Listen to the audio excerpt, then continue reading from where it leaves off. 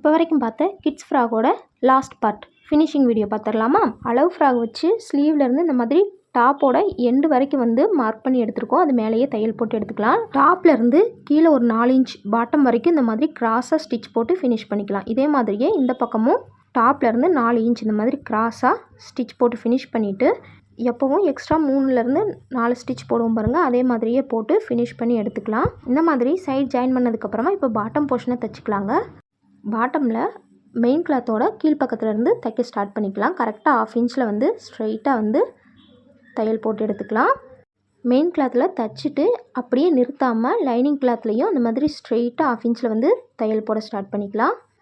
Main கிளாத்தோட கீழ்ப்பக்கத்துலேருந்து லைனிங்கோட ending வரைக்கும் இந்த மாதிரி ஸ்ட்ரெயிட்டாக 1/2 இன்ச்சில் தையல் போட்டு ஃபினிஷ் பண்ணிக்கலாங்க. இதே மாதிரியே இன்னொரு பக்கமும் தையல் போட்டு ஃபினிஷ் பண்ணிக்கலாம். அவ்வளோதாங்க, ஃப்ராகோட ஸ்டிச்சிங் முடிஞ்சு. இந்த வீடியோ உங்களுக்கு யூஸ்ஃபுல்லாக இருக்குன்னு நினச்சிங்கன்னா மறக்காமல் இந்த வீடியோக்கு ஒரு லைக் போடுங்க. தேங்க்ஸ் ஃபார் வாட்சிங்.